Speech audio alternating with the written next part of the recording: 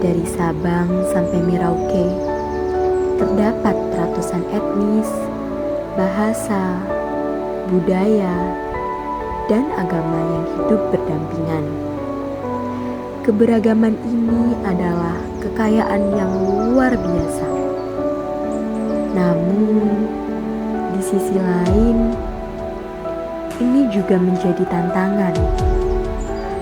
Karena tanpa rasa saling menghargai, perbedaan dapat menimbulkan perpecahan. Dalam konteks inilah, moderasi beragama dan toleransi sosial memegang peranan yang sangat penting. Moderasi beragama mengajarkan keseimbangan dalam memahami dan menjalankan ajaran agama. Tidak ekstrim, tidak berlebihan, melainkan adil dan terbuka terhadap perbedaan. Salah satu contoh nyata penerapan nilai-nilai tersebut dapat kita temukan di Desa Tanjung Rejo yang tepatnya terletak di Kecamatan Sukun, Kota Malang. Desa ini dihuni oleh masyarakat dengan latar belakang agama, budaya, dan sosial ekonomi yang beragam. Namun, di tengah perbedaan itu, masyarakat Tanjung Rejo hidup dalam suasana yang harmonis, rukun, dan saling menghormati.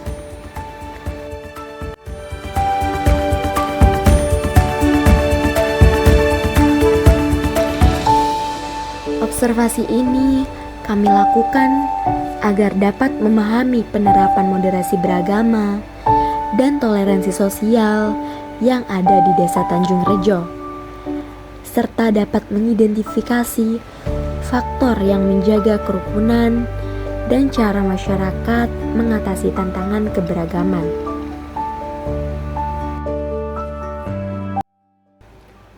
Untuk lebih memahami penerapan moderasi beragama di desa ini, kami mewawancarai salah satu tokoh masyarakat, yaitu Bapak Febri Wikoko. Berikut adalah pandangan Bapak Febri Wikoko tentang peran penting toleransi dalam menjaga keharmonisan.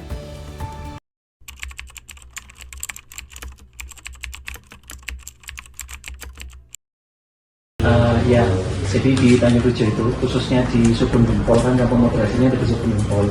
Di Sukun Gempol itu memang setiap tokoh masyarakat itu mereka punya kesadaran untuk moderasi beragama. Jadi kita itu sering sekali bekerjasama antar umat beragama. Jadi tidak membeda-bedakan antara agama Islam maupun Kristen.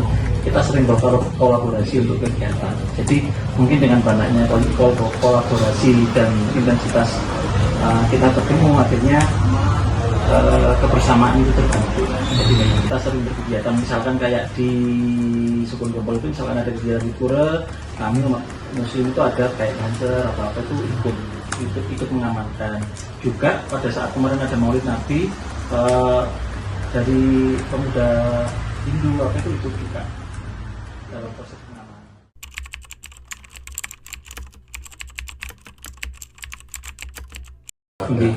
Awal-awal dulu itu memang sempat dulu ada semacam provokasi antara Muslim sama Kristen, tapi kan cuma beberapa oknum saja. Akhirnya setelah kita komunikasi dan dengan baik, akhirnya ya sampai sekarang kita tidak pernah ada masalah lagi.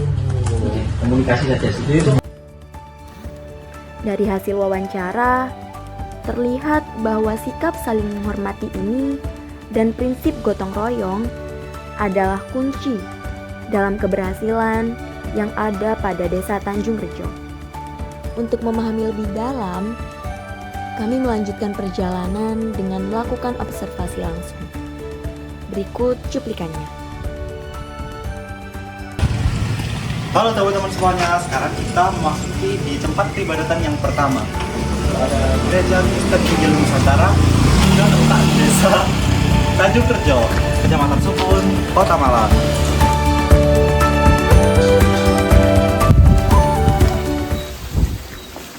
Selanjutnya, rumah peribadatan yang kedua adalah Pura Goa Wijaya.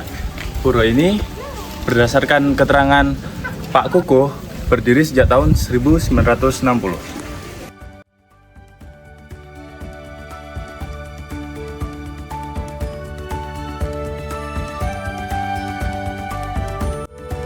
Selanjutnya, tempat peribadatan ketiga adalah Masjid Al-Fatah yang berada di Jalan Sukun Gempol nomor 21 di Kelurahan Tanjung Rejo di Kecamatan Sukun, Kota Malang.